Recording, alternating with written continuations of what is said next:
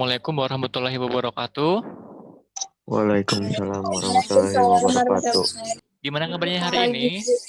Sehat semua? Alhamdulillah. Alhamdulillah. Sebelum kita mulai belajar, mari kita doa dulu biar lancar. Berdoa dimulai. Hari ini masuk semua ya? Ya, Pak. Ya. Hari ini kita akan belajar mengenai materi korosi. Tapi sebelumnya Bapak ingin review dulu untuk materi kemarin. Kira-kira ada yang masih ingat tidak? Kemarin kita udah belajar apa saja? Kemarin udah belajar tentang konsep reaksi redoks. Oke. Nah, hari ini kita akan belajar mengenai materi korosi. Nah, ini ada kompeten dasarnya. Adalah yang pertama menganalisis faktor-faktor yang mempengaruhi terjadinya korosi dan cara mengatasinya. Indikatornya adalah yang pertama menganalisis faktor-faktor yang mempengaruhi terjadinya korosi. Yang kedua adalah menganalisis beberapa cara untuk mencegah korosi. Kemudian tujuannya adalah nanti dengan pendekatan saintifik dan discovery learning dan metodenya adalah daring sinkron asinkron, nanti kalian bisa menganalisis faktor-faktor yang mempengaruhi korosi dan cara mengatasinya dengan tepat. Nah, di sini ada kaleng bekas. Kira-kira pernah nggak lihat tumpukan kaleng bekas? Pernah. Pernah ya? Kalau kita biarkan lama-lama jadi gimana? Berkarat. Jadi berkarat ya? Oke, benar, jadi berkarat. Kita, misalnya pagar halaman, paku, dan mobil, tampak adanya kecenderungan kerusakan pada logam tersebut. Pada musim hujan, kita juga sering melihat alat-alat yang terbuat dari besi cenderung untuk mudah berkarat. Hal ini membuktikan bahwa air merupakan zat yang ikut bertanggung jawab terhadap kerusakan logam besi tersebut. Demikian juga zat-zat yang terdapat pada laboratorium sekolah, seperti asam atau basa. Dengan demikian, apa sih yang dimaksud dengan korosi? Ini ya, tadi ada apa itu korosi, sekarang di sini ada bagaimana sih besi itu bisa berkarat. Sampai sini kira-kira ada tidak pertanyaan? Bagaimana cara mencegah perkaratan? Oke, boleh. Ada yang lain? Apa saja yang dapat mempengaruhi korosi? Oke, apa saja yang mempengaruhi korosi ya? Menjawab pertanyaan tadi, silakan teman-teman hari ini buka Google Classroom-nya, kemudian silakan kerjakan LKPD-nya ya. Nah, di sini udah posting LKPD-nya di Google Classroom. Silakan teman-teman nanti buka dulu videonya, kemudian silakan kerjakan virtual lab percobaan korosi itu yang ada di aplikasi mobile learning-nya. Lakukan percobaan virtual lab, kemudian jawab pertanyaan di sini. Nah, setelah itu diskusikan soal-soal ini juga di Google Classroom dengan teman-teman kelompok kalian. Untuk awalnya cukup sekian, terima kasih. Silakan lakukan diskusinya di Google Classroom.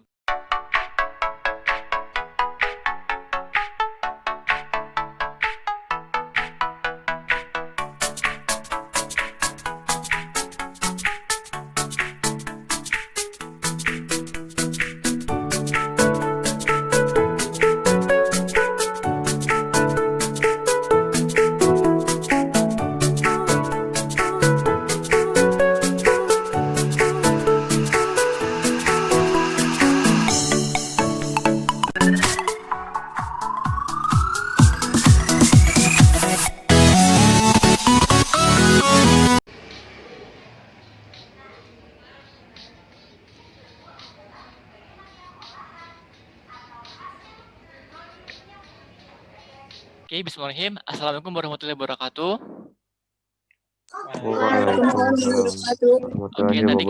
Oke, tadi kita sudah berdiskusi di Google Classroom. Teman-teman juga udah mengerjakan LKPD-nya ya. Nah, silakan coba sampaikan hasil diskusinya.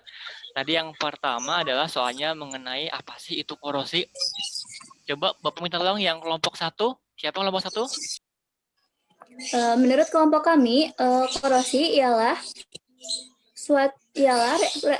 reaksi redoks antara suatu logam dengan berbagai zat di lingkungannya yang menghasilkan senyawa-senyawa yang tidak diinginkan. Coba lebih lain, ada yang mau menanggapi? Kelompok 2, kelompoknya Nabila? Ya, Kelompok 2 ya? sama jawabannya sama Oh, kelompok sama. 1, Pak. Oke. Silahkan yang soal nomor 2. Langsung coba soal nomor 2 ada apa saja faktor-faktor yang mempengaruhi korosi. Coba kelompok 4. Siapa kelompok 4? Cynthia ya? Kelompok 4? Iya. Coba gimana hasil diskusinya, Cin? Air sama kelembaban udara. Oke, menurut kelompok 4 adalah ada air dan ada kelembapan udara. Ada nggak yang lain, kelompok yang lain? Kalau dari kelompok 5, Ya. faktor-faktor yang mempengaruhi korosi itu ada yang pertama air dan kelembaban udara, lalu kedua ada elektrolit, ketiganya ada permukaan logam yang tidak rata, dan terakhir terbentuknya sel elektrokimia. Yang kalian lakukan tadi ada percobaan korosi secara virtual. Jadi ini ada faktor-faktornya. Yang pertama adalah ada air dan ada kelembapan udara. Elektrolit apa nih? Misalkan bisa asam, bisa basa, bisa garam gitu. Yang ketiga ada permukaan logam yang tidak rata, kemudian adanya terbentuknya sel elektrokimia. Soal yang keempat tadi adalah bagaimana sih cara memperlambat cegah korosi? Oke. Kita memperlambat korosi ya tadi. Iya. Dengan cara mengecat, terus melumuri dengan oli atau gemuk, kemudian dibalut dengan plastik dan melakukan pelapisan dengan timah. Iya, ada beberapa cara untuk memperlambat korosi. Yang pertama adalah dengan pengecatan. Ini sering kita lakukan ya. Misalkan mengecat jembatan, pagar. Kemudian yang kedua adalah dengan melumuri dengan oli atau gemuk. Ini hari ini kita udah belajar apa saja? Silahkan. Aku, Pak.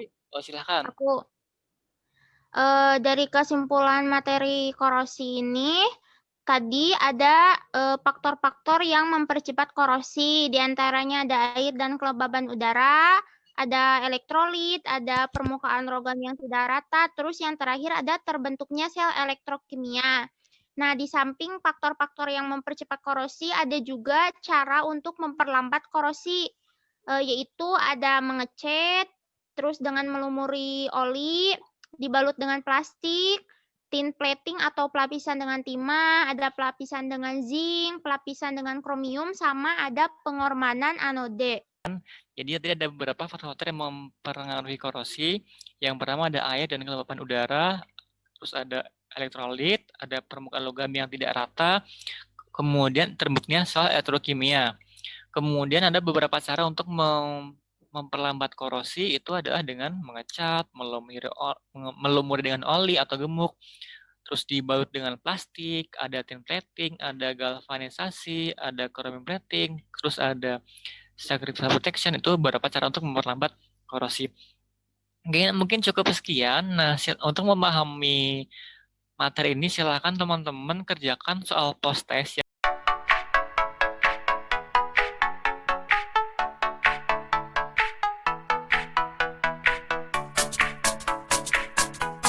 Mungkin cukup sekian untuk hari ini. Untuk di rumah nanti silakan teman-teman kerjakan percobaan sederhana terkait dengan faktor-faktor yang mempengaruhi korosi. Nanti Bapak kasih panduan percobaannya. Nah, minggu depan nanti kita akan belajar materi baru, itu ada namanya sel elektrolisis. Oke, terima kasih untuk hari ini. Selalu jaga kesehatan ya. Terima kasih. Assalamualaikum warahmatullahi wabarakatuh.